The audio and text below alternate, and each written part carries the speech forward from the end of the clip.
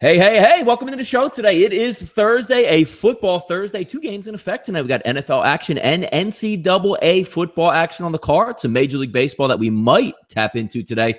But I think everything's clear here, big man on campus. We're ready for some football. So everybody out there, welcome into the show, the right side of campus for Thursday, 12:30 p.m. Eastern time. Be your host today, Donnie Wrightside, my partner in crime, the big man on campus, Jeff Nadeau. Jeff, we've talked about a lot of these football games. It's getting closer and closer and closer to game time, buddy. Hey. You start with your hey, I'll start with mine. But, Donnie, if I talk about this fucking Rams game one more time, I'm going to kill myself. I'm ready for it to just end already, so I don't have to ever see it again. Yeah, no, I mean, it's not like we're saying, hey, man, let's get this, primetime Sunday night football game. Can't wait for it. We had a couple decent ones supposedly last 2 weeks. Cowboys, Giants, you might have gotten excited before that game. You had last weekend the Falcons and the Packers. You're excited for that football game. But now it's Thursday night again. You're saying like, hey, man, I like football. I like professional football. I like college football. But, boy, I don't even know if we're in for a the primetime game. The primetime games have been bad, dude, in the NFL. I mean, the Thursday night game last week was dreadful. The first Sunday night game was dreadful. None have been good, really. I mean, I guess if you like the Falcons, Sundays was good, but I mean, it wasn't a good football game, really. It was just a blowout. But everyone hit the like button, subscribe to the action here at sbrforum.com. New subscribers every day. Donnie, we're up over 31,000 subscribers here at SBR. Great stuff. I remember when we were pushing 29,000. You remember that? Now we're let's get this up here. Let's get it to 28.5. Yeah, exactly. No, man, every day, like it's every day, every dollar. So yeah, but interesting show today, Donnie. As always, we've kind of coined the if you want to fly, you can come down here and fly too, like in the movie It. We're buying in to the NFL this week and come fly with us this week. We were wildly successful last week here on the show. We started breaking down each game, and Donnie, we were pretty much dead right on a lot of games, and I think a lot of people were. Last week was a great week for, I know, like you said, everything kind of just happened like we thought it would. Yeah, no, you're right. I mean, just about every game that we went over. I mean, again, they don't all fall exactly in line, but you were anticipating what could happen. Most of it did. I know most of the gamblers out there did very well also because he didn't get very many upsets, any craziness. The one game that we always get back to is the Colts game. But again, how crazy was a pick was that anyway? I mean, Arizona is just not a really good football team, like more than a touch on the road that worked out. And I know a lot of people got caught up on Sunday Night Football. Jeff, hey, man, Aaron Rodgers getting points. You can't lose in that situation. Or if he came back Monday night and said, no way, the Giants lose this football game. They can't lose this football game. And they embarrassed themselves again. So there were some games that, went a little bit awry. But for the most part, man, train rolling right down the tracks, buddy. Yeah, and we'll get to all the games here. As far as did I touch Vanderbilt, Bama? Yeah, we've talked about a couple different ones, I feel like. Donnie, we talked about that. When did we talk about that? On one of the videos. But I do like the Commodores slightly in that game. Donnie, before we get into it, we did it last week. It's a shame. We seem like we do it every week almost anymore. Another great human being passed away yesterday, Donnie. Jake LaMotta, Raging Bull, one of the best movies ever, in my opinion. 95 years old. Donnie, boxing, it's in our, obviously now with boxing, we have our hates, our likes about it, but you can't knock Jake LaMotta. I mean, anything that anyone knows about Jake LaMotta has possibly the greatest chin in boxing history. Kid could take a beating. And he had a lot of personal issues, but Robert De Niro was fantastic as Jake LaMotta. Lived a great life, though, 95 years. Rest in peace to the great Jake LaMotta. And Donnie, also today, the boxing world had another horrible hit. Not only are fights being screwed up, but the best fighter possibly in the world, Andre Ward, retired this morning. Shockingly, no one really – most people are surprised with this. I know I am. I think he's the pound-for-pound best fighter in the game right now. And the fact that he's retiring is a huge hit to the sport. Huge hit. Very, very tough to hear. That sucks. But, Donnie, sometimes you get hit too much. You get sick of it, right?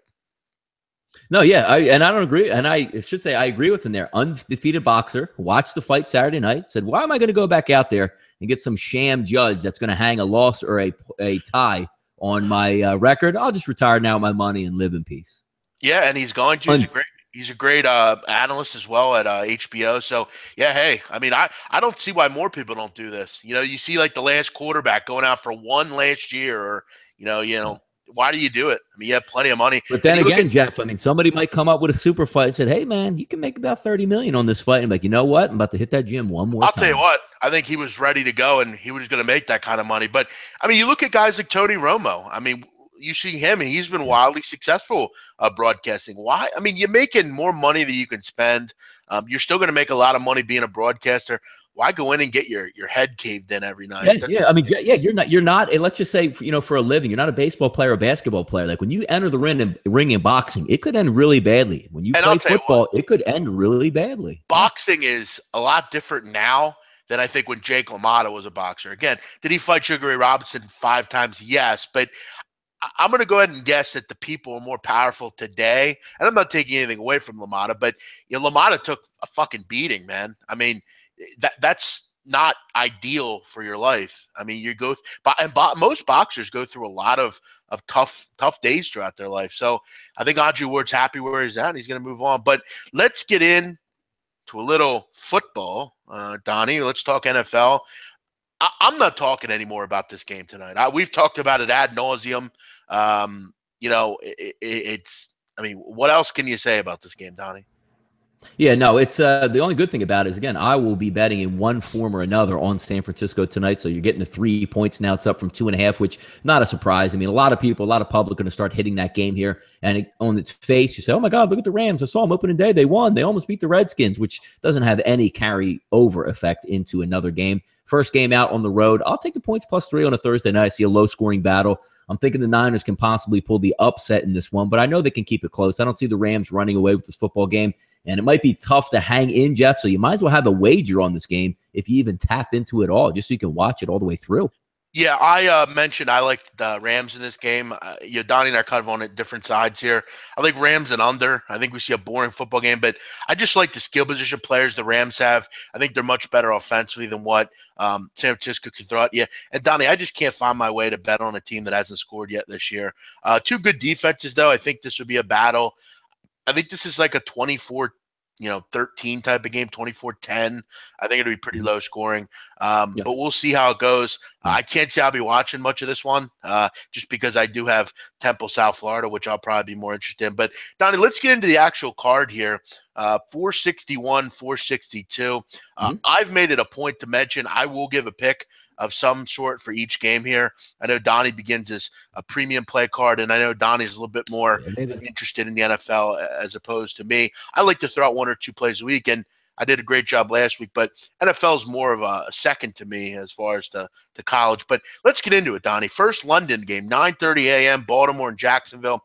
For anyone that's curious, Wembley Stadium is a closed roof. They can close it. And from what I understand now, as many know, I'm a big soccer guy, and Wembley's a stadium that Tottenham Hotspur plays at regularly. I've looked up the weather. It should be nice in England on Sunday from what I've read. I don't see any rain in the forecast. But again, England's a lot like Costa Rica. It rains a lot. So keep that abreast. But Wembley is a closed screen, so they can close it. And it will weather won't be much of a factor, I would imagine. Baltimore 3.5, over under 39.5. Donnie, quickly, I'll mention it's hard for me to get involved with the Jags here on the road overseas. Both of these teams will feel the effects of this football game, but Baltimore's turned the opponent over 10 times already. I had to relook at that twice. That's amazing, Donnie. In a couple games, 10 turnovers.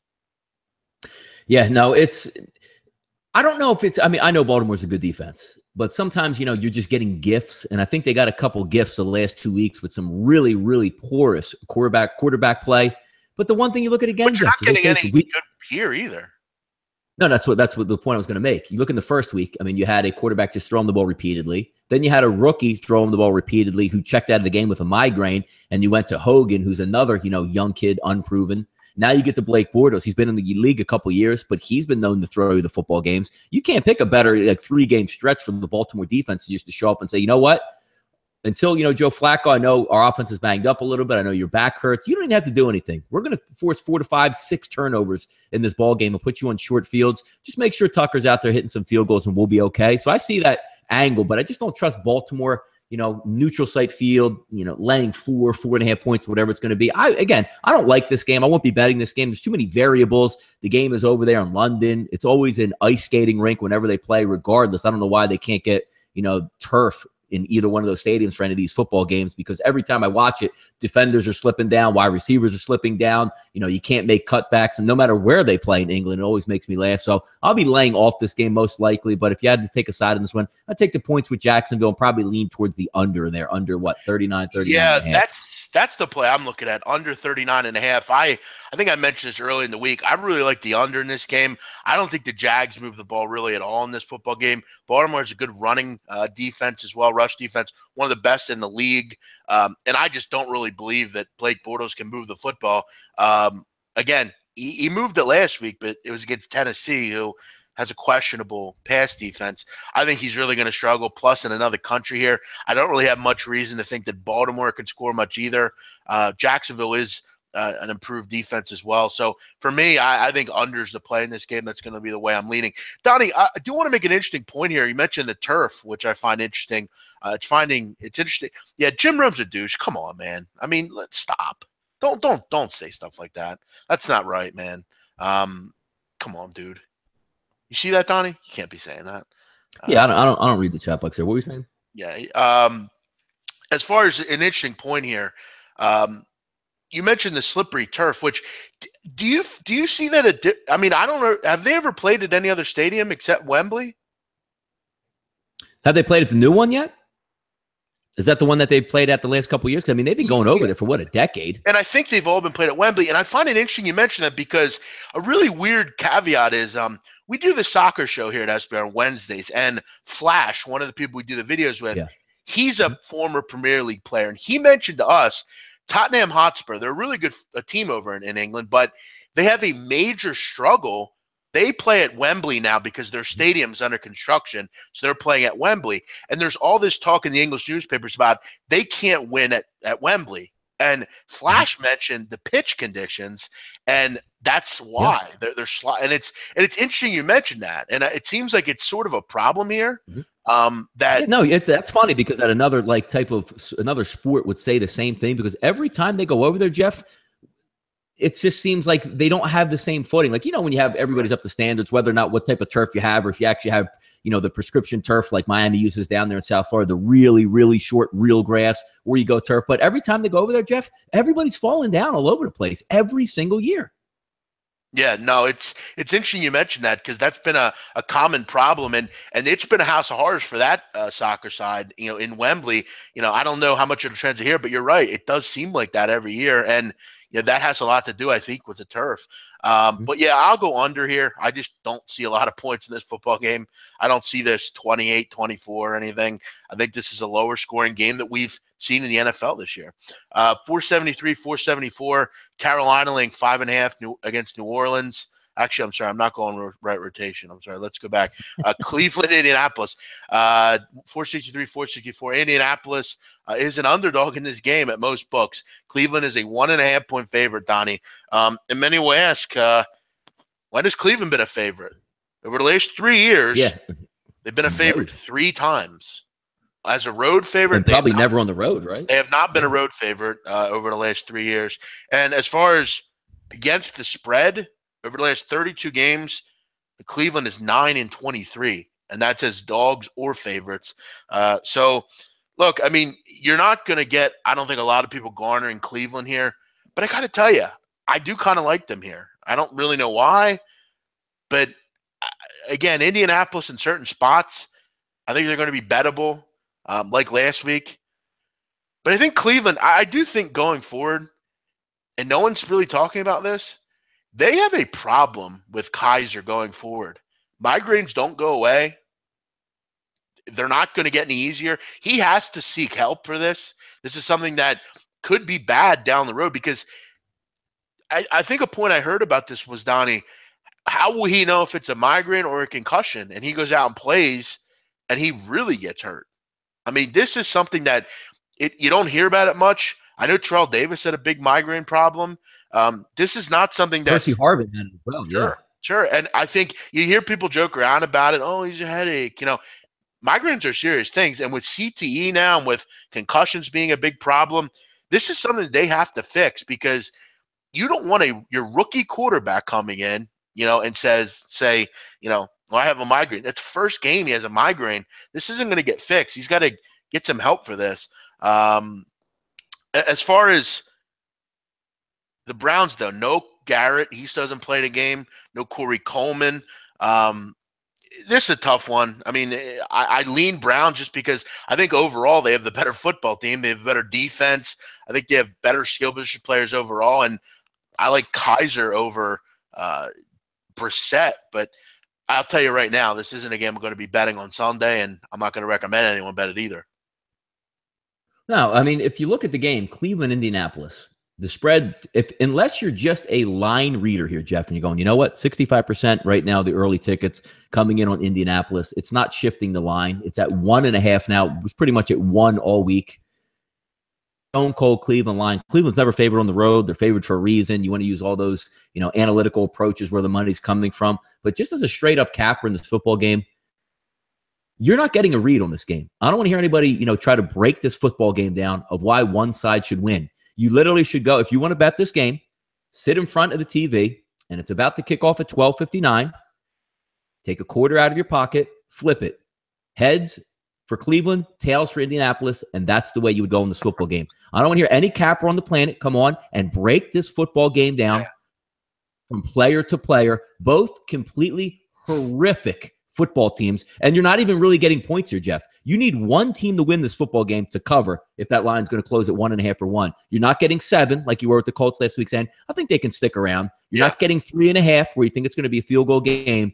No capper on the planet should tell you a side opinion on this football game because they're straight up liars. And you can't justify betting Cleveland as a favorite on the road. They're never a favorite on the road. They don't deserve to be a favorite on the road. The only thing that I could sell on Cleveland is, you would agree, Donnie, they have the better defensive team. That's about all I can mention. But again, they have to go on the road. They have a rookie quarterback. There's just no way to sell this game. And Donnie's can they exploit it? You're right. Yeah. Donnie's go ahead, Jeff. Go ahead. If you're a handicapper or whoever you're dealing with is coming out and saying, you got to get on Cleveland this week, or you got to get on Indianapolis, run far the fuck away, because anyone that's been in this business longer than a year, longer than 3 months, can really see the writing on the wall in this football game. There's no point. And I will point out, Donnie, it's actually a good point. You are betting on San Francisco, Donnie, though. What's the difference here? San Francisco's a much better football team than both of these teams. I don't know Cleveland. About that. If you take a look at Cleveland, you can't have a rookie quarterback. Kaiser's shown me nothing.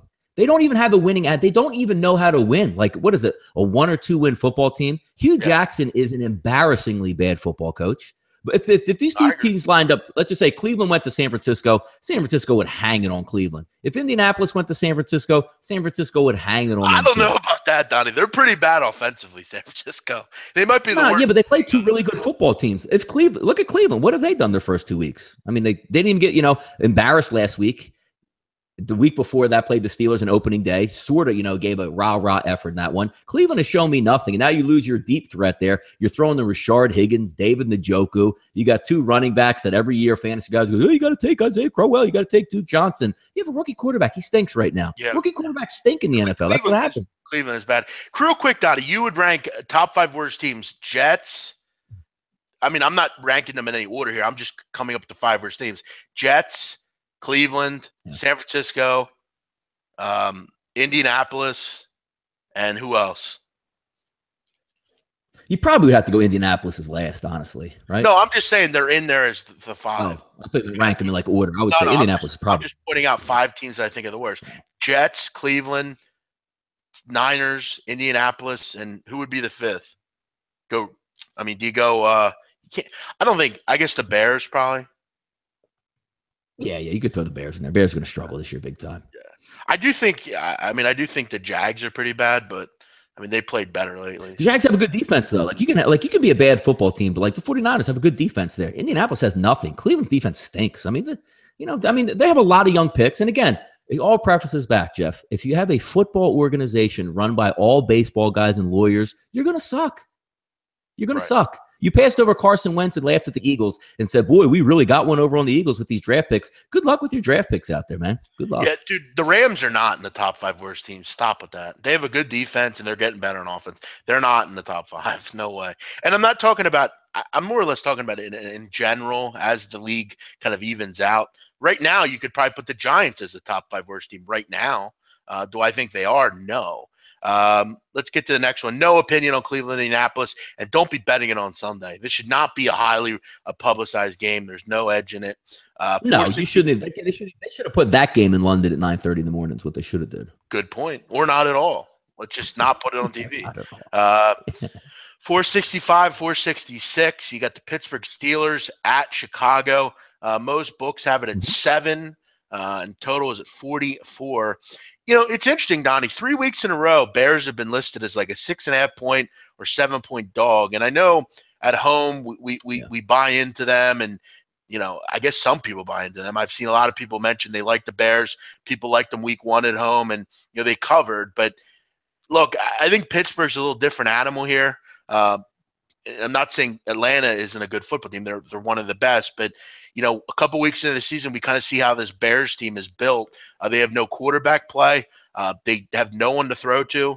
They can't move the football. And I see a Pittsburgh team that has been very good against the run the first 2 games. Haven't really faced anyone that can run the ball. But when you're developing and worrying about when your player of the game is Tariq Cohen, I'm not taking anything away from Tariq Cohen, but let's be real. I mean, that's not the guy you should be depending on coming out of the gate here. I feel like they kind of are a little bit. I don't know that I trust them on defense as well. I mean, Atlanta kind of carved them up on through the air. I don't seem to think that Ben won't either. I don't really like the Steelers on the road, but I see a defense getting better and better. I think they kind of win like they did last week, 26-10, 24-10, something like that. I think their defense is playing much better. For all you people that want to go to Trubisky, okay, I understand, but who do you throw to? I mean, you're putting the guy in a bad situation, just like Glennon. What do you like here, Donnie? Yeah, I mean, it's a tough game to look at because you're right. The Steelers, I'm thinking the Steelers right now, Jeff, they all know they have Super Bowl aspirations coming into the football season. Haven't really been tested yet. You thought last week was going to be a big game. Then the air gets let out of the bag when Bradford's not going to play. So they went out there and just made a mockery of Minnesota's offense. They weren't pressured in that game. They weren't really pressured in the Cleveland game. And now you're going to take them into Chicago. The same malaise against, we're a much better football game or team than Chicago. The one thing I liked about Chicago last week, even though they didn't score very many points, is they did move the football. Glennon threw for over 300 yards, but you're going to start to lose by attrition now because you don't have wide receivers. You don't really have great running backs. I know Tariq Cohen's kind of exciting to watch. I get all that, but when it all boils down to one team is far superior than the other one, it's hard to lay over a touchdown in the NFL around the touchdown on the road, regardless of who you play. And motivation for the Steelers. I mean, we don't talk about like, hey, let's get real excited. And my God, this is a really big football game. The Steelers know they're better than the Bears. They're going to be able to go out there and put it to the Bears. If I'm looking at this game as a whole, Jeff, I might lean maybe the Steelers in the first half because, football game, you start out, you're hungry. But I could see maybe the Chicago Bears getting back into it in the second half if they're down 2 touchdowns at home. But it's more about the Steelers, Jeff. Do they want to go out here and press the issue against the Bears than the Bears actually competing with them? I would stay away from the game altogether. But if I had to take a wager on it, you probably have to lean Pittsburgh here, though. Yeah, no, I agree. I mean, and Ben, look, we know is a little different quarterback on the road.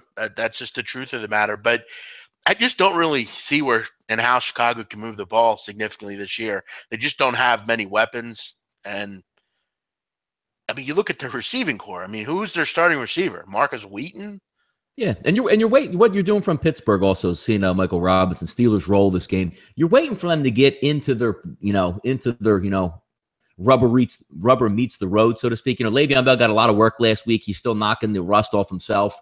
Sooner or later, they're going to put it together out there, and you're going to see that explosive Pittsburgh offense, but a lot different, Jeff. Usually Pittsburgh had to score to keep themselves in the football game. You're right. Good point on the defense. Steelers defense, coming in a little bit unheralded here, picked up Joe Hayden late. How great, as long as he stays healthy, he's an obviously upgrade to their secondary. So, yeah, I see the Steelers tested, it's going to be tough. I think they're really underrated on defense, and I think that's why, when you look at the AFC in a big picture, That's why I think they have to be regarded in there, because I don't trust Oakland on defense. At least right now I don't. And long term, I can't seem to think I would either. Same with New England. I had a lot of thoughts about New England this year, and they might get it figured out. But on paper, I really like what I've seen so far from the Steeler defense. I mean, it's only 2 games in, but I think long term they have good, young linebackers, good pass rush. Their secondary is getting better. I thought Joe Hayden was a great signing for them. I'm excited about Pittsburgh. Like this football team. They're in Pennsylvania, so I don't hate. I never understood, Donnie. In the area that I live in, Eagles fans hate the Steelers here, and I never really understood that. Yeah, it's interesting too, because you don't really have a rivalry there, but the one interesting thing is every time the Steelers come to Philadelphia, we hang it on them, and the Steelers have good football teams literally all the time. But I don't have any Steelers hate out there. I don't root for the Steelers, but it's not like it's not like Flyers Penguins, Yeah, that's what I mean. I don't really know that I get the hate for it. I mean, Flyers Penguins they're in the same division, right? I mean, so I kind of understand. Yep.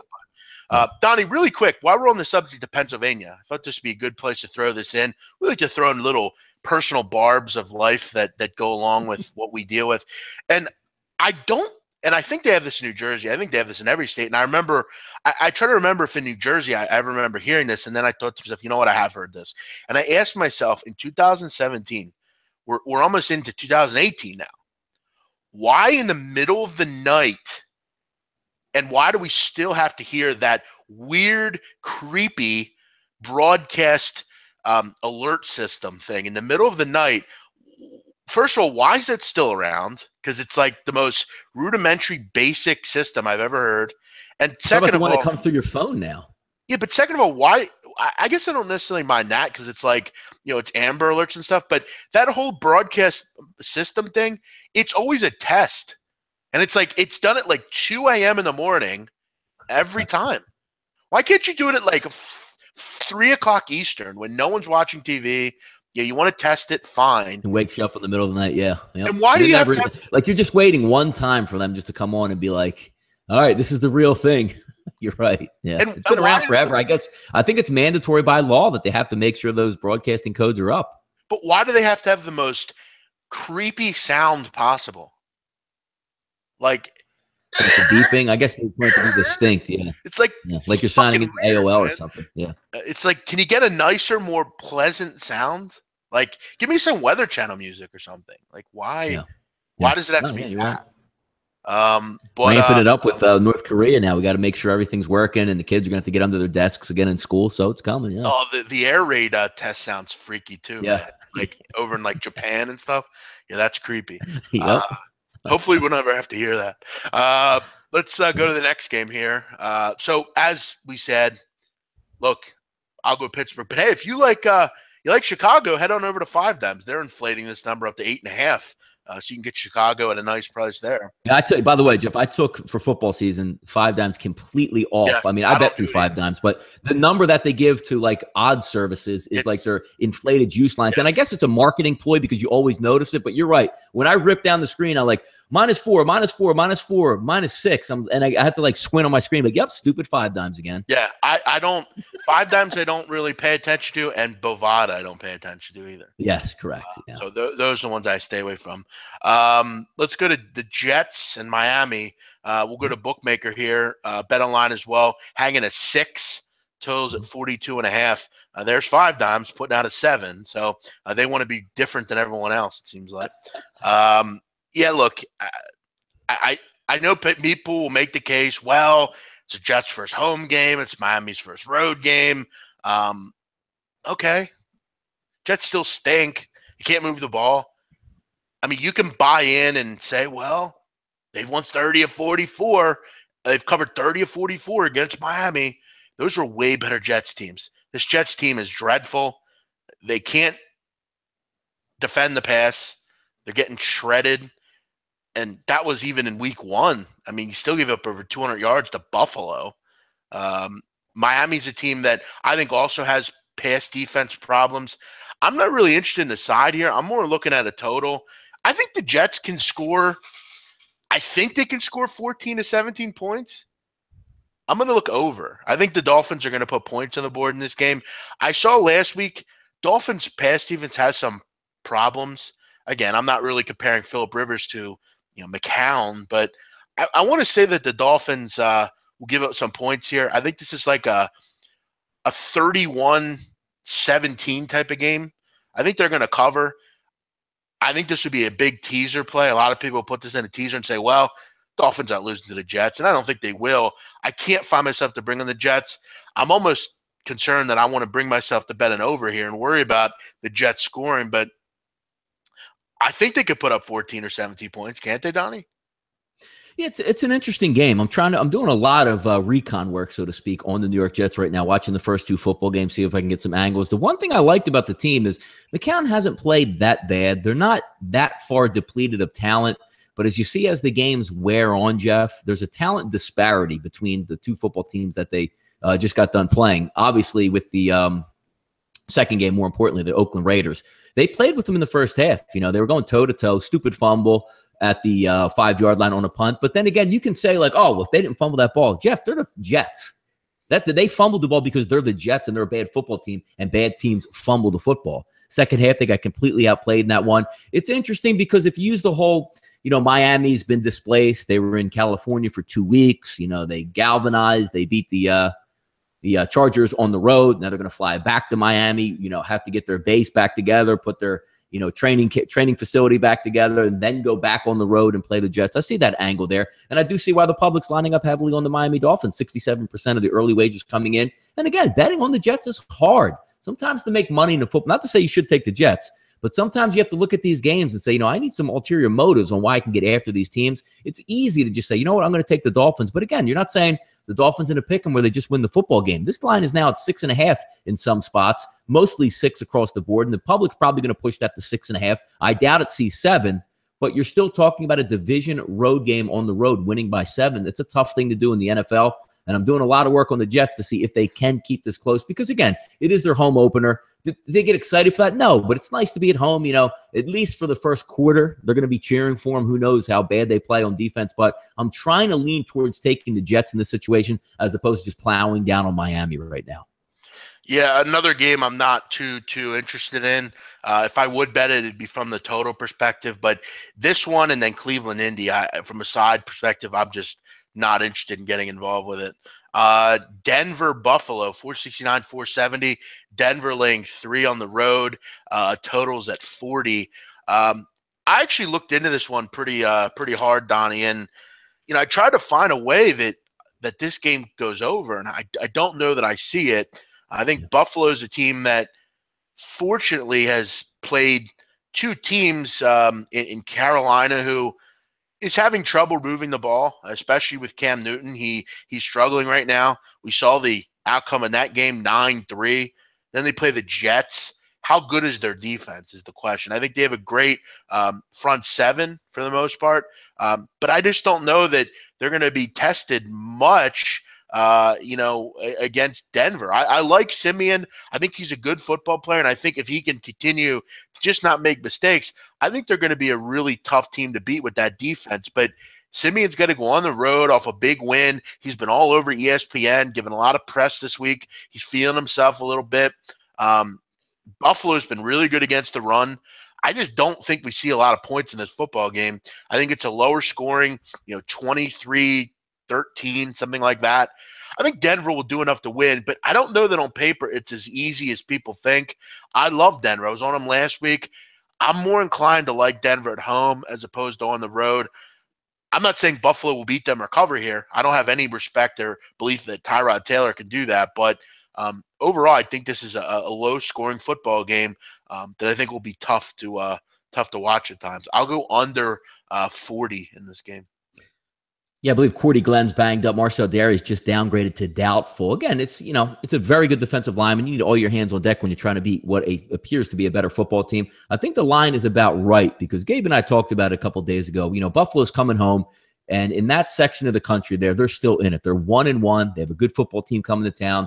Crowd's going to be alive. Buffalo's going to have a good feeling, back in the stadium, coming off a tough loss there to the Carolina Panthers. The one thing I question is, you do have to have an offensive advantage that you can work on. I mean, Tyrod Taylor is a mobile quarterback. You're going to have to be mobile when you have a good pass rush like Denver's going to bring at you. But Denver also has a lockdown secondary. And the one thing that's going to be tough is you say, let's lean on Shady McCoy in this one. It's a lot harder to lean on Shady McCoy, Jeff, when everybody can play in the box, because if you have a couple lockdown cornerbacks, who at wide receiver for the Buffalo Bills is going to scare Aqib Talib out there and Chris Harris? There's nobody. So you can creep up. Play action's not effective. You can bring, exotic blitzes up the middle because you have a instill. Say, you know what? Aqib Talib's not getting beat by, no more Sammy Watkins here and no viable threat. Jordan Matthews is there. He didn't beat, he's going to line up in the slot. He's not a speed receiver. He's not a great slot receiver. Last year, he put up a lot of numbers just out of default because you had to throw the football to somebody. I'm not a big believer in Tyrod Taylor.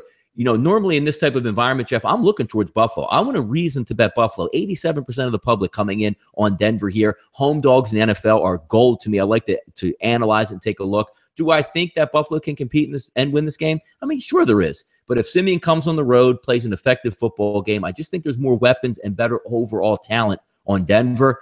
Earlier in the week, Jeff, I was leaning a lot towards Buffalo. Still might take the Buffalo on Sunday, but right now I'm sort of getting away from that because I think Denver, even though how square as hell this play is, I'm trying to find ways to see how the Bills, you're right, Jeff, can get to 21 points, 24 points in this football game. I'm having a hard time with it right now. They're not getting to 24, 21 points. I don't. That's what they're going to need to win that football game. Yeah. They're going to need 24 points. That's I don't tough. see it. I think it's 13-ish type. I just don't. I don't see that, and that's kind of the angle in this game and why I like the under. Could I see Denver scoring in the 20s? Sure, but I sure as hell don't. I could see a 28-10 type of game, and it stays just under. People talk about Marcel Darius. Okay, that's a very good point. But Jerry Hughes and Shaq Lawson, the young kid in there, have a pretty good group of linebackers. And look, I'm a big Tre'Davious White guy. How about Jordan Poyer, Donnie, the former Eagle, playing really well? Yeah, former Eagle. Yeah. Oregon State, I want to say, Jeff. Oregon State, a Beaver. Yes, good point. Yeah. There you go. Also was no, you're right. If you're Marcel Darius, if you have a tackle, that's I mean, he's a really good tackle. But if you're going to lose somebody, you might as well lose the D tackle, even though how good he is. It's not like you're losing a cornerback or a really good starting safety. He is a good football player, but if you're going to have to lose somebody, it might as well be at that position. You're right, though. I mean, they're built on defense. They're going to try to hang around with defense, but when push comes to shove, Jeff, and it's 3rd and 7, you have Tyrod Taylor and those weapons on the outside, it's hard to move the football, man. Jordan Poyer also one of the guys that has overachieved significantly in his woman, one of the hottest women ever, and was actually the woman that was caught LeBron James DMing. She DM'd Rachel Bush, and Jordan Poyer was not happy about it. LeBron claims it wasn't him, but very attractive. Rachel Bush's fiance, definitely overachieved. So hey, who's to say you have to be a great football player to get a good-looking woman? Jordan Poyer has been a complete definition of that. So good for him. Doing well in life, I see. Overall, I'll go under here at 40. Just don't really side's tough. Looks square to take Denver here, but I could see them just grabbing it, 23-10, something like that. I'll be interested in team total here for Buffalo. What do you think it'll be, Donnie? It's 40. They're 3-point favorites. I think it's about Buffalo, 17 and a half. If it's 17 and a half, I'm all over the under. It has to be, though, wouldn't it? Would it be like 21 and a half or something for Denver, something like that? You're right. It would be like 17 and a half. Yeah. If it's 17 and a half, and I'm thinking that's what it'll be, like the Patriots last week, whatever the opening number is, I'm taking the under. I like the under team total for Buffalo. I don't think they're going to be real successful moving the football here. But Donnie, let's get to the next one here. Houston on the road at New England, 471, 472. Houston, a big underdogs here. New England minus 13.5, total 44. Yeah, look, I mean, Houston on the road, tough place to go. I don't bet against New England, so if I don't like New England, I'd pass. And right now, I think a lot of people are going to look that way and say, well, there's a lot of injuries right now for the Patriots. And Donnie, I'm sure you can outline who's injured for them. I mean, Gronk's been injured. I know he was, back at practice lightly yesterday. Yeah, it looks like they're getting some reinforcements back this week, Jeff, to your point there. Yeah, so that'll be fine. And look, at any rate, I don't really I'm not really worried about that. They plug and play there in New England, so I'm sure they'll be just fine no matter who. And Cooks, who struggled a little bit to find consistency with Tom Brady, at some point he's going to find it. I hope he does. I have him in fantasy, and he's been shit for the first 2 weeks. But look, I don't really have much belief that Houston's going to go on the road and stay in this football game. But I also don't think that it's like last week with Oakland. It doesn't look as easy as that. Houston seems to always play the Patriots close, but Houston has covered 7 of 9, or New England's covered 7 of 9 against Houston. I think New England after last week's just kind of back, and I think they're going to want to. And I know I don't like to bring this stuff up much, but with the way they played in Week 1, I think they come in and pound Houston here. I think the Brady and the boys are back, 35-17. I think they roll in this game and cover the number. Yeah, it's the one thing that if you worry about Houston picked up the win Thursday night in a much needed game for them. Obviously, going 0-2. We talk about that a lot. They're 1-1 going to New England. What's up? Was that Houston playing well though?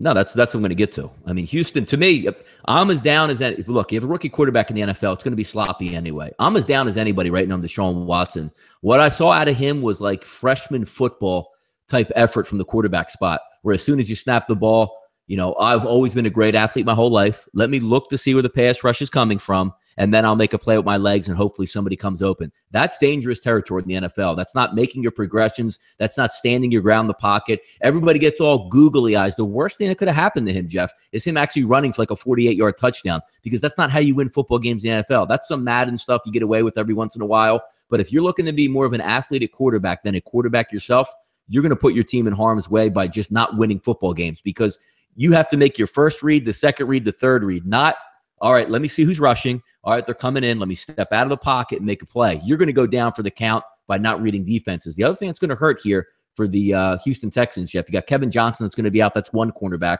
The other cornerback, it's not Will. Who's the other cornerback on that team? The better quarterback than Kevin Johnson.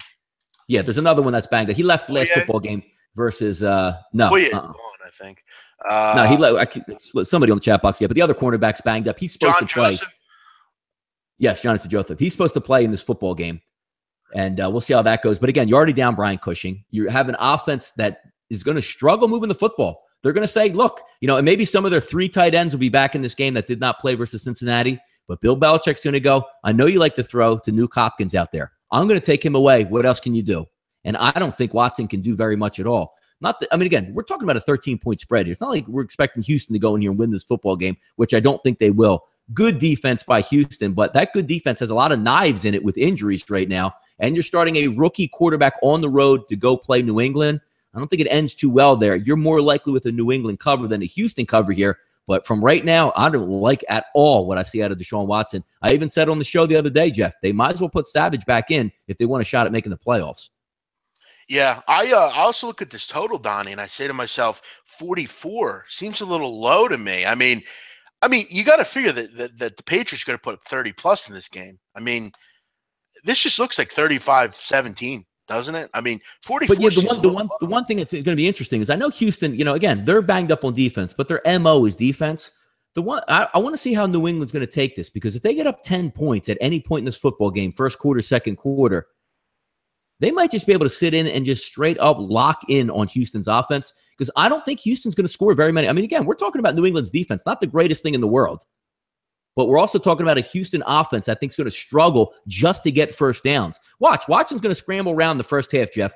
Oh, man, look at that. Good wheels. He picked up 12 yards on 3rd and 9 to get a first down. That's not how you beat the Patriots, by going out there playing Madden football and improvising. You better have a game plan out there, because they're going to take away your best threat. And who's going to beat you? Lamar Miller?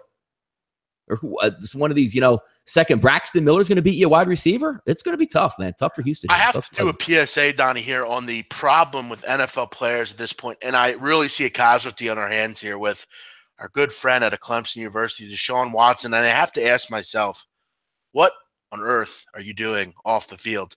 You could have any woman you want. Any woman. He's a good-looking, young black male who makes a ton of money. He's a young quarterback in the league. You could literally have your choice of any woman on earth, and you pick that busted turnstile that's had more rides than Greyhound, Mia Khalifa. What the fuck are you Yeah, thinking, look at that, dude? man. What are you He's stunned. Look, Gronk did it too. Gronk had a couple porn No, stars Gronk with had pictures they had to cheerleading, apologize for. Donnie. But again, if you're gonna pick a porn star, that's fine. But this chick is busted, dude. Mia Khalifa's ugly as she's not even hot, and she's a bitch. She's a bitch at all rate too. Come on, man, you're smarter than that. Don't look what it did to Vinny Chase. I mean, we watched Entourage. Look what it did to Vinny Chase. Not a good look for you, bro. You got to go after someone better. This chick is pathetic. It's a shame that a good young Southern man like Deshaun Watson's going to be just cursed by this black widow, which the New York Post called her. Great point. If you're going to pick a porn star, you got to pick a better one, not her. I mean, she's got to be one of the worst. But she's retired though, right? She's retired now. Yeah, she's I don't like her anyway, the way she does porn. Look, you want to do porn, fine, but don't disgrace religions by wearing certain religious things in porn. Come on. I mean, keep that separate. Don't involve the burqa in your porns. That's Jeff. Deshaun did go to. Somebody makes a point out there. Deshaun Watson's brains. I mean, he went to Clemson, so he probably didn't have to study too hard, right? He's a young kid. She's clearly targeting the young kid. I mean, he's a young, good-looking guy who makes money. I don't like to see things like that. There needs to be. Does she live in Houston? She lives in Houston, I assume, or how are they even hanging out? I wouldn't. I'm not sure. I guess. I don't know. Maybe I think she found him hot or something, and she went after him, supposedly. Yeah, she's from Texas. I guess she lives in Austin. There you go. Austin. Yeah, okay. Yeah. But yeah, you got to be smarter than that there, cuz. But we'll see how that goes, because it's not really worked for anyone else. And I'm not just saying porn stars, but look at what the Kardashians have done to athletes. This seems like a similar situation. Look what they did to Tyga, Jeff. What a shame. Oh, yeah. Well, Tyga's still making plenty of money. I'm just saying he's also not an NFL football player on a bad team that needs to be the leader. It's just not a good look. Go look at the way Tom Brady looks at life. Goes after a classy model that makes more money than he does. That's how you look at life. That's a good move. Yeah. Don't hang around with trash. Hang around with 4 losers, you become the 5th. That's how I look at it. I had a lot of smacks in the face with that in my personal life. You hang out with losers, you're going to become a loser. And I might have became one. Many think that, but you know what? You got to make better life decisions there, Deshaun Watson. So we agree, Donnie. Do we agree New England's the play in this game, 13.5? If I had, I won't be. I don't like to mess around with spreads this high typically, but if it's either New England or nobody for me here, and the factor is, Jeff, if you look at this game and you say Houston's going to have to get 21 points, they're not getting 21 points. I mean, again, New England doesn't even have that great a defense. Everything I've seen in the first 2 weeks from the Houston offense, and now have the rookie on the road in New England, could be ugly here. And I'm making this point, Guan White. I'm as real as cancer. If Mia Khalifa was laying on my bed naked, I'd say, "Get off my bed. That bed's no, too you nice." would. Yes, I would. And I'd put it on tape too. I would not put my dick anywhere near that broad. Not anywhere near. You'd be all about the Quran and doing whatever. No, I'd tell her to get the hell out of my house. I don't want you in my house. You disgraced the Quran, and you've disgraced Islam, and you disgraced my bed. So get up off it. I don't want any woman like that on my bed, in my house in general. Donnie, let's move on here. This one's interesting. New Orleans and Carolina. Carolina laying 5 at Bookmaker. Good line here. Donnie, interesting. Bookmaker at 5 for Carolina, 6 at Bet Online. So, two very good books with differing opinions here. Totals at 46.5. Donnie, the Saints defense, interesting numbers here. Through 2 games, Saints defense, opposing quarterbacks, 57 for 71. Almost 800 passing yards and 6 touchdowns. They have not forced an interception. And I think for further notice, I'm not interested in New Orleans. They're on the road here. They're horrible on the defensive side, and they just don't have very many weapons. Donnie, I don't like the Saints. I've said it before. I don't like Carolina much either. It's a tough spot. I went ahead and I actually picked Carolina in the contest, the Jimmy the Bag contest. I just think this is the week where they're at home. They finally get it going. Christian McCaffrey gets more involved. I know Greg Olson's out, and that's going to hurt, but I just think they're going to do a little bit more, going to do enough. And I think this is going to be the game where they're going to cover, and people are going to be like, damn, New Orleans is that bad on defense. New Orleans can make any offense look good. So I'm going to go with the Carolina Panthers here. Yeah, it's a tough one. I mean, I think the books put out a really good line in this because on its face, New Orleans, Let's take a look at New Orleans as a team. And this is pretty much the prevailing reason why you'd be backing New Orleans. Opening, going to Minnesota in the Dome, football team, healthy quarterback. Any shame, Jeff, that New Orleans lost that game opening night? Well, no. Did you expect New Orleans to win that football game? Like when you opened the schedule, was New Orleans supposed to win that game? I don't think so, no. But I also they got shredded. I mean, they didn't. That's what I mean. Yeah. But it was like coming into the game, most people thought, let's lean this way. Coming home against New England after a mini bye week, getting embarrassed on opening night. Not very many people gave New Orleans a shot in that football game. Now, Drew Brees at home in the Dome, he plays well. Prevailing interest there. You lost to New England. Nobody's going to be like, damn, I can't believe you just lost to New England. Right. Now you're coming on the road. The one thing that makes me a little bit nervous if you're betting from a Carolina perspective is not the defense. The defense has played very well, good front seven. They played two teams technically offensively challenged in the 49ers and also the Buffalo Bills. They're not going to put much pressure on your offense to say, you know what, Cam, you better put up 30 points in this game if you want to have a shot. The interesting thing this week is if you take a look at Cam Newton coming off of the injuries over the summer, hasn't had much of an off season, finally rounding back into form, and they are 2-0, which is great. But you're going to lose Greg Olsen, that blanket over the middle. You have two wide receivers. Kelvin Benjamin, a little bit banged up coming into this football game. He's going to play.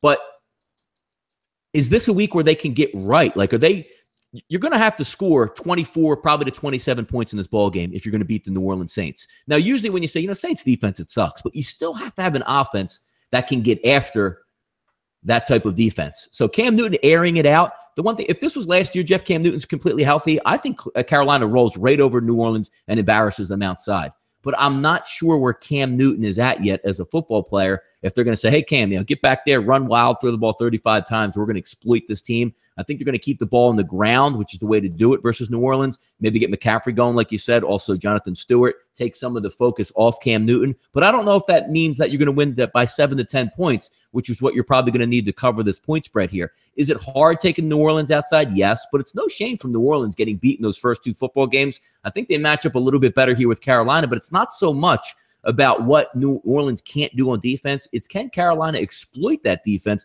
and put up enough points to cover roughly a 7-point number probably by game time.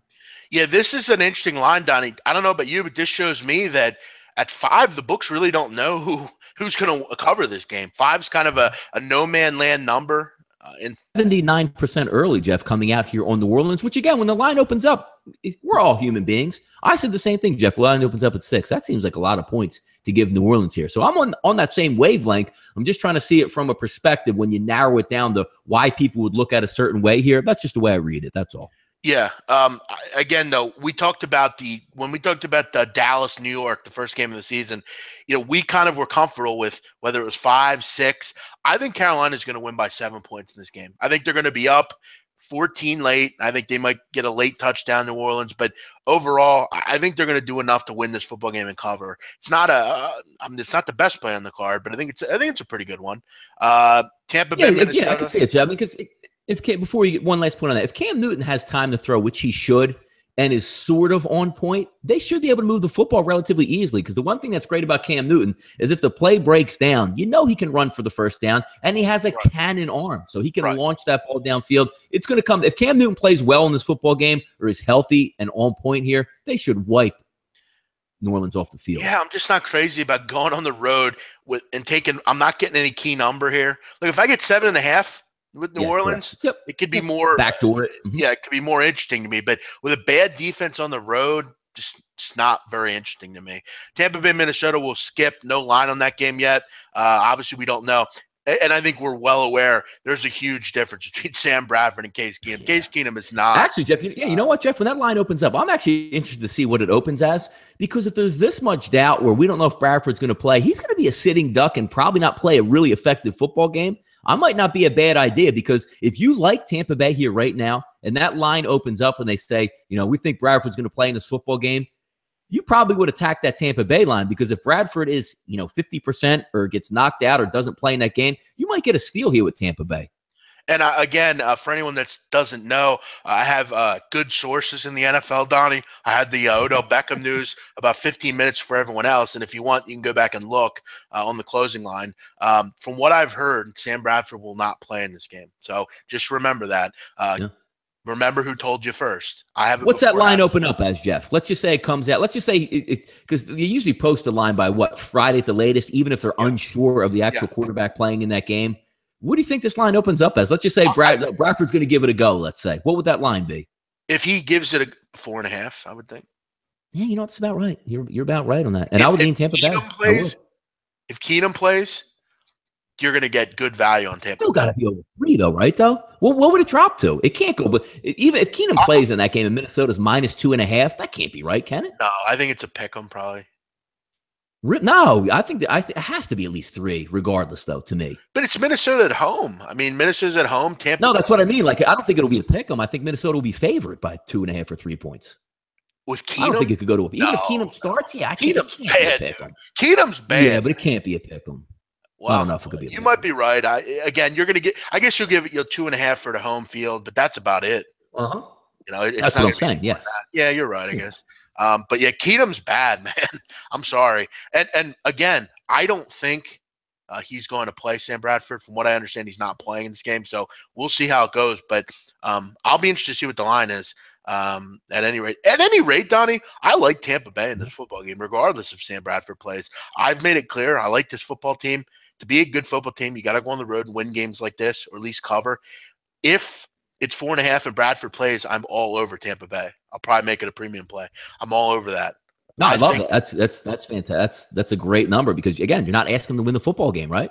No. Get that 3.5, be beautiful. I have every confidence in the world that I don't think Sam Bradford is what we saw week 1. I don't think he's that guy. I think he had a strike of lightning in that game, played great against a bad defense. Overall, though, I think it's a close game. Comes down to the wire. I'll take the 4.5 points. Said Five Dimes has Minnesota -1 with a Bradford start and I don't know what Five Dimes is doing that funny juice, but if there's no way Tampa Bay opens in that game -3. I would just take out of principle the Vikings at that point.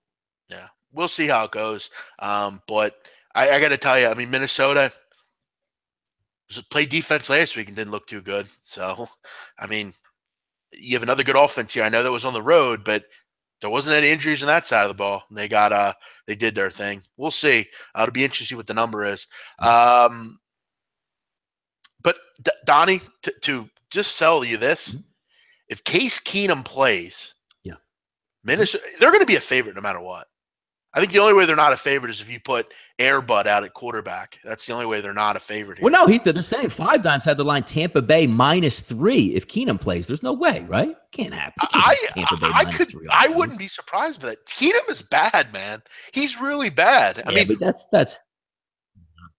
I'll see. We'll see how it goes. I'm just looking at a line value there. I mean, you want to hang a pick. I still think they would be favored by 1 to me, just because Tampa Bay is heading on the road and Minnesota tends to play well at home. I get these things. He's not a good quarterback, but sometimes you got to take some value off that. This is where I would love to call Matt Holt right now and ask him what he thinks it would be. Because Matt Holt said somebody in the chat box was saying it was -1. If from what I'm seeing here, no book in Vegas has a number. There's no offshore either. From what I'm seeing here. On some of the different ones. I have SBR odds up. I have Vegas Insider up. None of them have lines yet. So I'd love to know what Matt Holt has on this. We might have to DM him or something and see what he thinks. Donnie, if you had a choice, would you start Air Bud over Keenum? Yeah, I would actually just have Dalvin Cook run read option all game. That'd probably be more effective. What would you rather have at quarterback? Uncle Rico from Napoleon Dynamite? He could throw it over mountains. So, yes, I mean, Stephon Diggs would be getting open deep. Yes. I could throw football. We'll see. Let's go to the next one here. No line for that one. Atlanta, Detroit. Couple left here. Atlanta, Detroit. Atlanta -3, total 50.5. I don't have much in this game, Donnie. Just don't have much of a feel on it. I kind of want to lean Atlanta here just because I think they're the better team. But Detroit's scrappy at home. Yeah, I think they're better offensively than they looked the other night. What do you think? How about the 50.5 though, Jeff, in that game? I think the line is perfect, honestly. Same with a couple of these lines. I think that Denver line's perfect. This -3 that shows up for Atlanta. Again, you're going to get that public perception. Atlanta overall is the better football team. But I actually would look a little bit more, Jeff, to a total side. I know 50 is a lot in the NFL, 50.5. But when you take Vic Beasley off the field for Atlanta, that's going to give Stafford a little bit extra time to survey. And he's a gunslinger. If you're going to give him some time, he's going to find some wide open weapons out there. He fought hard in that game versus the Giants. Giants have a very good defense coming back home. But regardless of what happens, Jeff, Atlanta is going to put up points. You know what I mean? Like, nobody stops Atlanta. And they're in a dome in one of their environments. This game hitting 50s. Both these teams getting in the high 20s. Maybe the winner getting in the low 30s. That's not hard to figure out in this one, is it? No. I think you're onto something there with the 50.5. Yeah.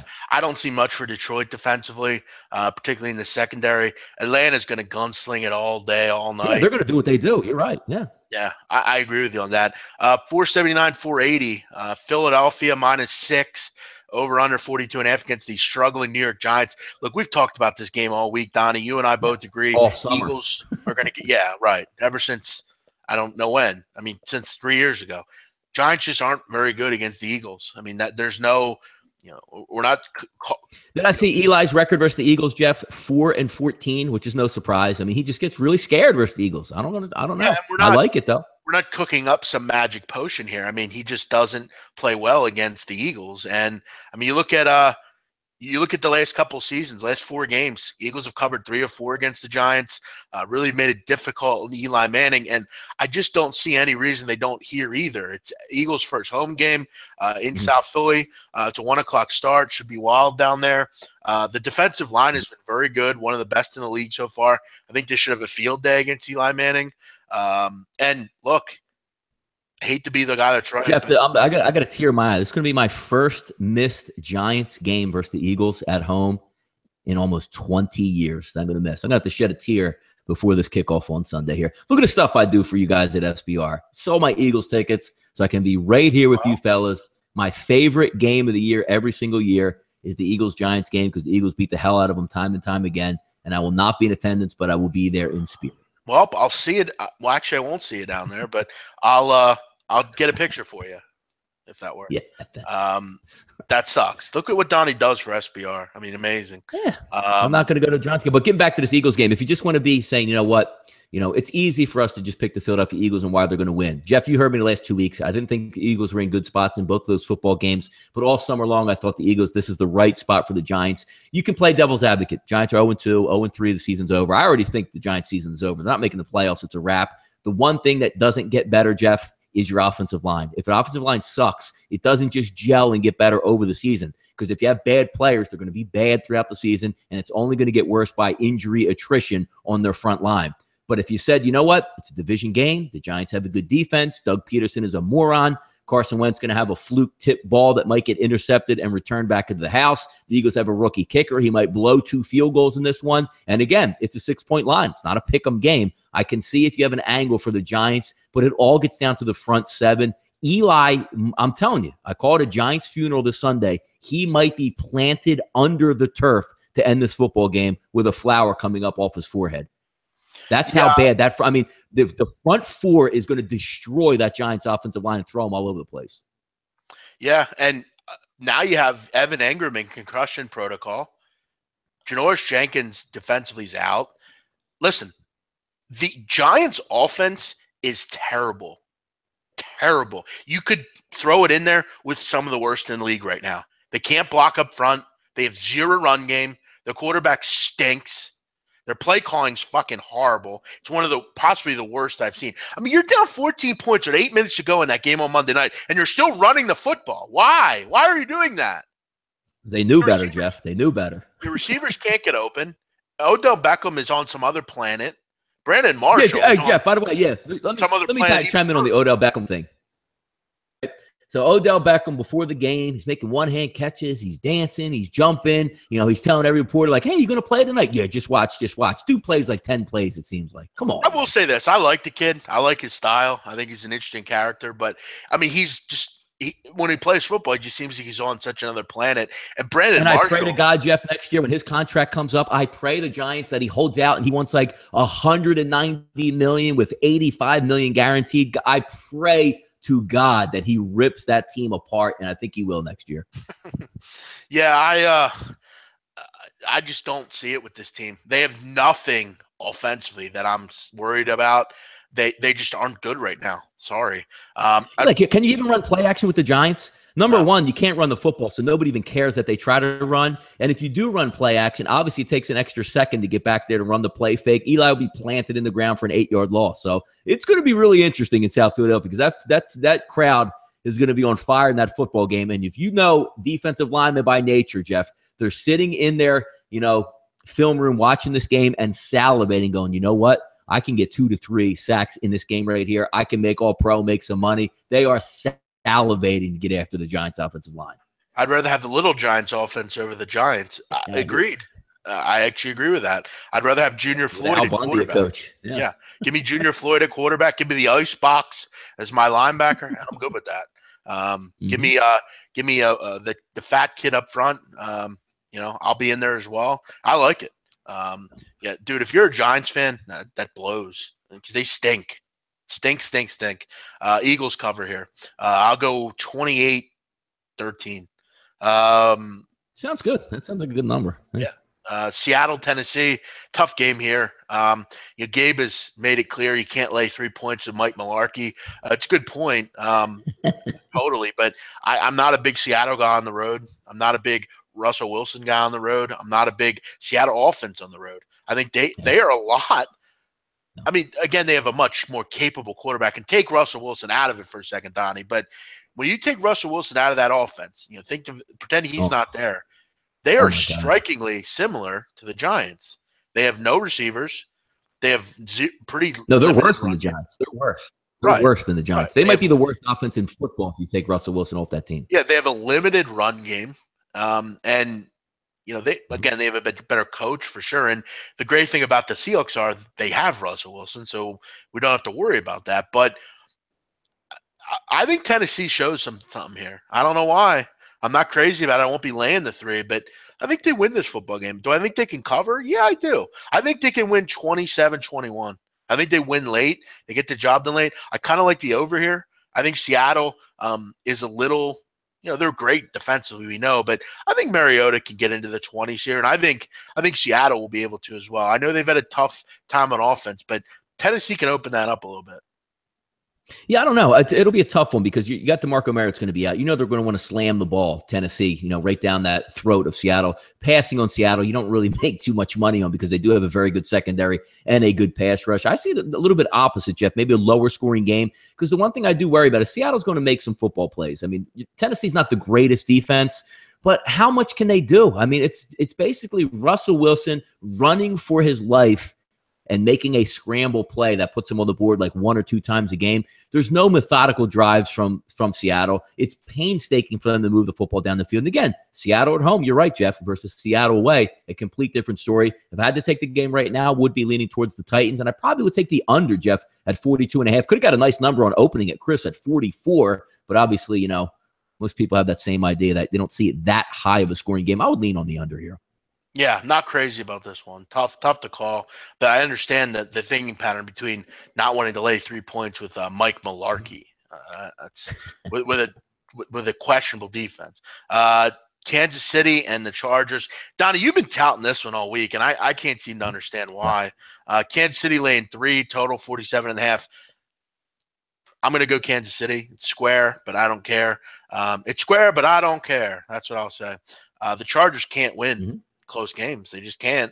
I just don't really like the Chargers. They're just not very good to me. They struggle on defense at times, and Kansas City is a rolling freight train that I'm not looking to get in front of. They played great week 1, beat a pretty good Eagles team week 2. Eagles were in that game, but they found a way to win Kansas City.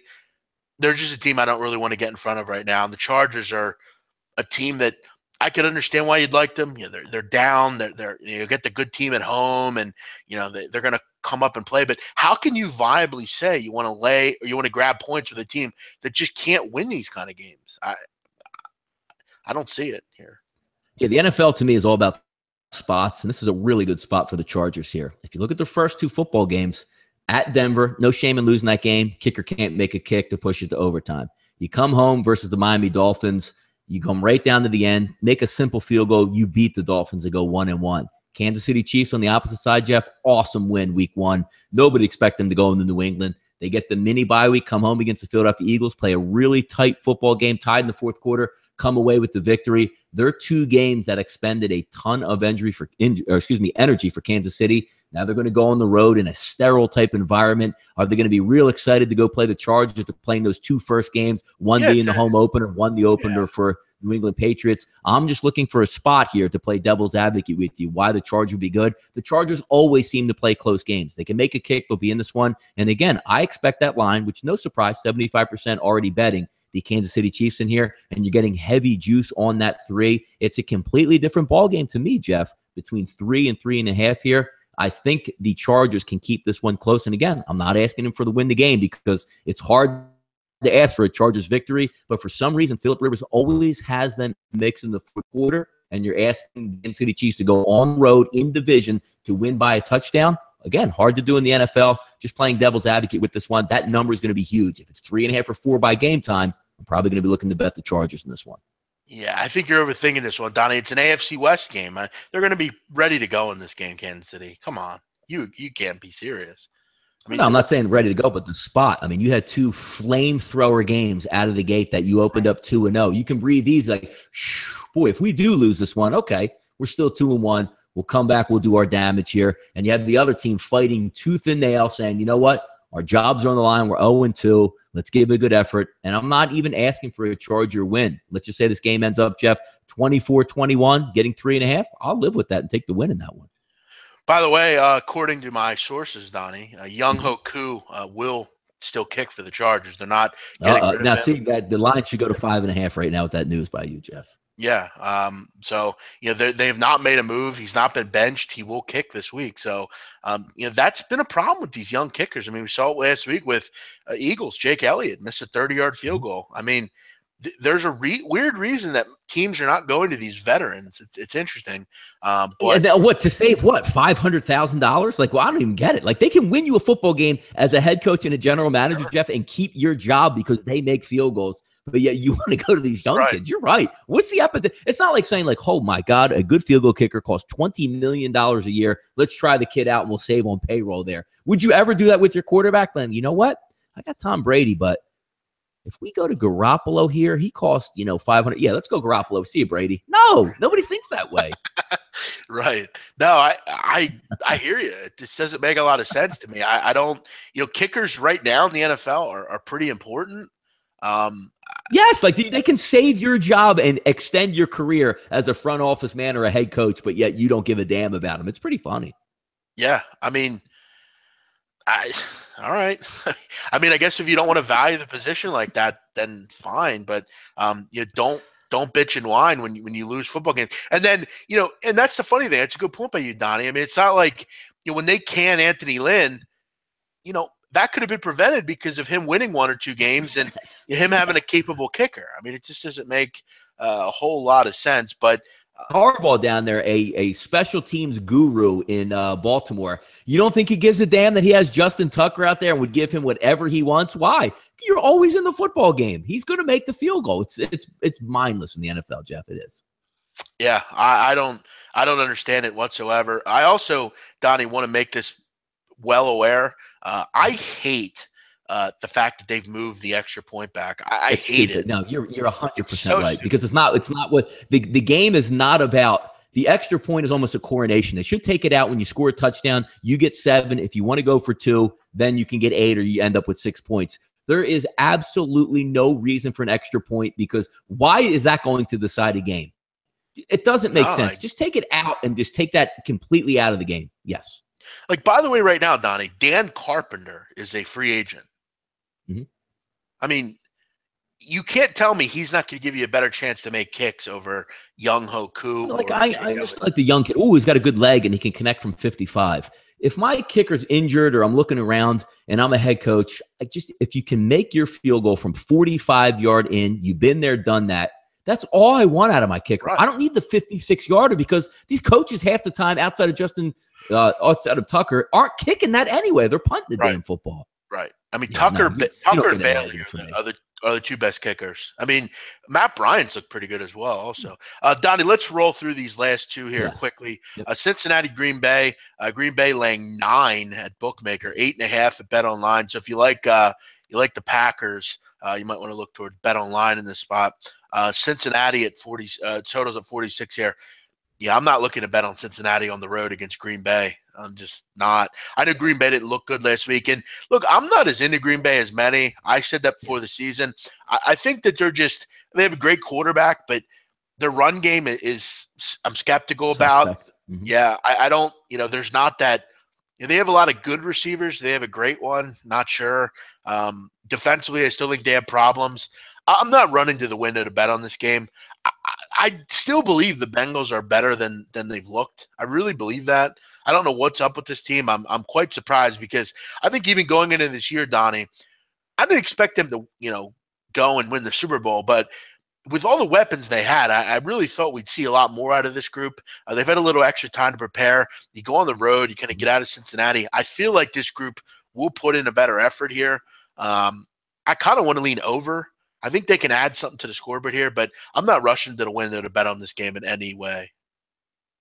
Yeah, it's a tough one. I mean, the line is about right in that one because just public perception overall. Green Bay is going to come home. No shame in losing Atlanta. They're going to get right at home. Cincinnati Bengals stink. Their offense is horrific. They're shifting chairs on the Titanic. We're going to fire offensive coordinators. We're going to change somebody else. You still have the same quarterback. You still have the same players out there. But if you're trying to build a case for Cincinnati here, Jeff, you just look towards Green Bay. Jordy Nelson banged up. Randall Cobb banged up in this one. Mike Daniels banged up coming in. Both tackles, Bakhtiari and Balaga, both injured for this one. So you're not getting a full go Green Bay team. And you're not saying Green Bay just go out there and win by a field goal or a touchdown. You have to damn near win by double digits. Can they do it? It's hard to bet against Green Bay under any circumstances in Green Bay. They play really good football there.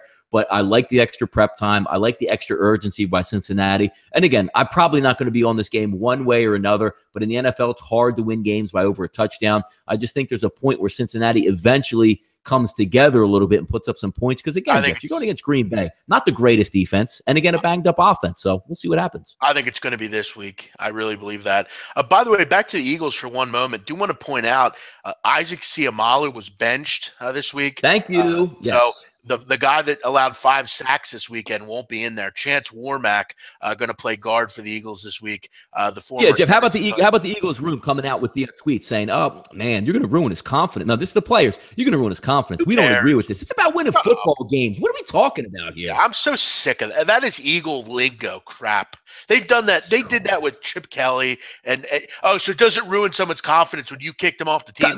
Then getting killed this week. And again, it's not like, Jeff, you got to, like, the Giants are coming for real with that front four. Snacks Harrison is going to be lined up right over Seumalo and beat his ass all game. You're going to be like, why couldn't the Eagles run the ball? Why couldn't we pass the ball? Well, we don't want to hurt this guy's feelings. He only gave us 4 This is the sacks. NFL, okay? It's about winning games. It's not about hurting one person's confidence. Move on. If you're not good enough, hey, get to practice, work on your craft, and get better. But you have a chance now to win the division the way it actually is going to shape up. Regardless if you're 8-8, 9-7, or 10-6, you're gonna have a great shot at this division. And we're worried about hurting somebody. Hey, look, if you hurt his feelings this early in his career, Jeff, he's not a football player. Get him out anyway. See ya. Bye. Exactly. Get him out. It's like that guy. It's like the kid that played for the Dolphins that was getting bullied, and he ran to the organization and told them about it.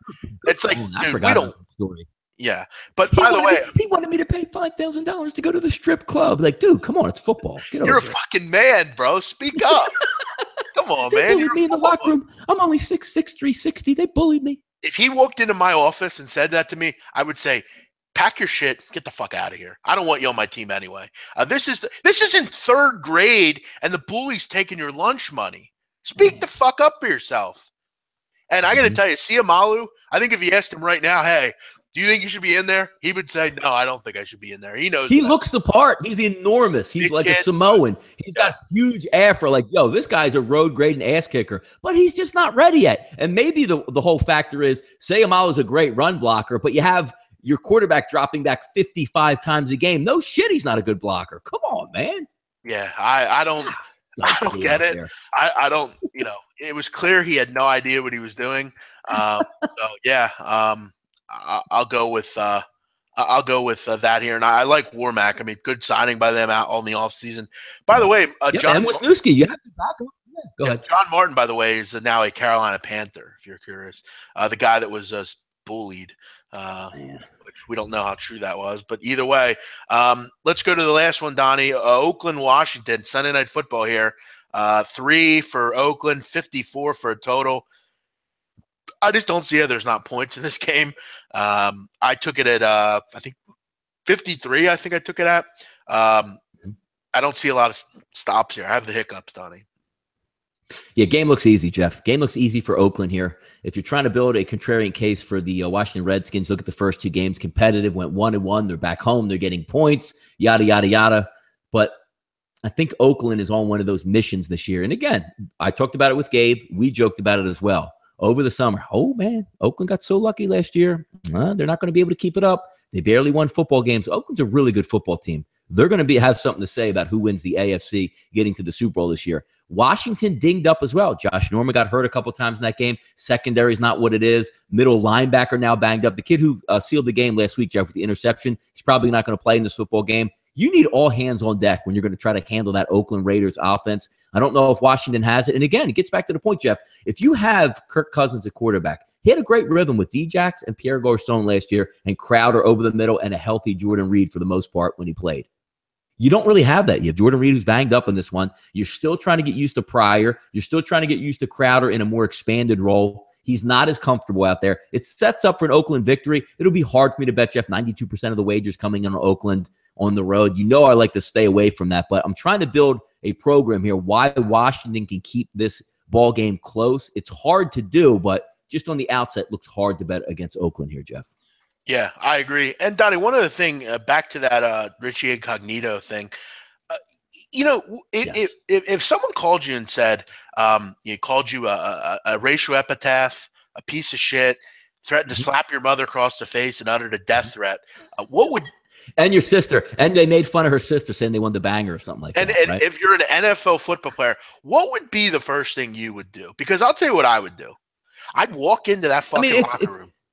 Yes. And I would or the meeting in front of everybody. Yes. Right. And I would find whatever I could get in my hand, and I'd go right the fuck up to big tough guy Richie Incognito, and I'd slap the fucking shit out of him. And if I got beat the fuck up, I get beat the fuck up. It's like, you know what else is interesting with that one, Jeff? Looking at that whole thing, nobody backed him in the entire NFL. And one of the most down players in the NFL, and you know what I'm talking about, is the center Pouncey for the Dolphins. Yeah. And Incognito is his best friend and is like, this guy Incognito is more black than this guy over here. And it's like nobody, the only people were like, the concern, like, you can't bully even in the NFL. This is unfair. You can't do that. Everybody in the NFL knew exactly what the drill was. There's nothing to this. And Pouncey, till this day, says the same thing. Like, this guy is just soft, and Incognito did nothing wrong. And listen, that's where I don't think it's right for him to do what he did, Incognito. But when you're a grown man and you're and you're a big dude, yes, you need to stick up for yourself and be a man. I mean, look, and the Ted Wells report was right. I mean, they harassed the guy. I mean, let's be real. Of course they did. But most people don't understand the whole locker room environment, which the harassment is like you weed out the guys that you can't go in the trenches with. That's what football players do. Right. This guy's soft over here. Hey, I'm trying to include you in. Look, we're going to get a team building. We're going to go hang at the strip club, bring 10 Gs. Let's pop off some steam. Let's bond. I don't like to do that. And right away, you're going to get ostracized. Come on. Yeah, you can't be soft in the NFL. It's like prison. You go to prison and you're soft. I mean, they're going to weed that out. Jeff, give me your card. Buy me 16 Cinnabons. Okay. They're going to ask you for 40 the next time. How do you think this shit works? That's how life is, man. My mother used to tell me, I brought you into this world, but you got to live in it. You got to go out and be. Yes. And that's why, for me, I'm always the way I am, because I'm not going to be called a punk or pussy. I'm not going to be dumb. That's not going to happen. I remember, Donnie, when I was in high school, there was this kid. I always remember this kid. He was a kind of a fat kid, kind of remind me of myself a little bit, but he didn't have any balls. He was kind of a punk. He was a baby. He would always get made fun of and wouldn't do anything about it. And he played football. And there was this kid I went to school with. He was one of these really high level athletes, like really good football player. Went to Pittsburgh and played football there. And I remember one time we were at lunch one time, and this dorky kid comes up, and he was on the football team too. No one really knew why, but he was on the football team. And he comes up to my boy, who was the big athlete, and he goes, "Listen, Jordan, at football today, I want you to beat up on me. I don't want to be called a pussy." And I remember that. And I always remember that. And I always say to myself, you know what? That kid could have said, you know what? I'm going to go be in the science club, or I'm going to go do this, do that. But he was man enough to say, you know what? I love football, and I'm going to go try to be the best football player I can be. And they're going to beat up on me, but it's going to give me mental toughness throughout my life. this kid never learned that. This John Martin, he was, I would imagine, bullied. He never stuck up for it. He was probably, his parents probably said, "It's okay, honey. They're just He went to bullying. Notre Dame, just They'll go away." school. No, Stanford, even worse. Stanford, there you go. I'm sorry, yes, even worse. Yeah, Stanford. The only people that go there are smart people, and they have no street smarts. The biggest piece of info we can give to anyone, and when I was younger, A Bronx Tale was always a movie to me, but it taught me a whole lot about life. You could be the smartest person in the room. You could be the best mind in the business. You could be the smartest human on earth. But if you can't live in the world like the world goes and the world is, you're not going to get very far. Because you can be as smart as you want, but if you don't know how the streets work, you don't know how people work, you're going to get scammed and bullied your whole life. So do yourself a favor. Don't. You can grow up however you want, but you got to be tough. You're not going to get very far in this world. You're going to sit on a computer and you're going to troll people and be that kind of person. That's the kind of guy you are. Go out, live the life, live the world. You got to learn that. You can't, Donnie, you can't be just smart or whatever. You know what I'm saying? No, I hear you, man. I absolutely hear you. Let's rock with it. That's the NFL. Fun breakdown. Always fun getting our opinions in here on the NFL. We'll talk about it more towards the end of the week. You got your shows with Gabe Morency on Sunday. Donnie, looking forward to it. What do you have going on today? So coming up 6 p.m., we will do the closing line, go over some baseball action, but we're more obviously with Thursdays. Tuesday and Wednesdays, I always like to joke around that show. Jeff, you're with me as well. Like, we have to talk baseball just because there's baseball out there. People are still betting on it. But when you get to Thursday, there's games on deck, college football game tonight, pro football game tonight, college Friday, and then, of course, Saturday and Sunday with both college football and NFL. We'll have some fun talking, setting up the weekend, though. So join us at 6 o'clock. We'll have a little bit of fun there. How about yourself, Jeff? Anything this afternoon for you, man? I will film the Bet Buffet around 3 o'clock, so in about an hour with Drew Martin. That should be out, I'd imagine, tomorrow morning. Got some good stuff there for that. Looking forward to it. As far as that, nope, just hanging out for the rest of the day. We'll be back tomorrow, Friday, 12:30 Eastern. We'll have a potpourri of everything here at sbrforum.com with the right side of campus. Everyone have a great night. Enjoy the game tonight, Donnie. Enjoy the make Rams. it through the game, yes. Right. And if you want our breakdowns, we talked about the Temple, South Florida game last night on the closing line, so give a look to that if you want that breakdown. Everyone have a great night. We'll see you.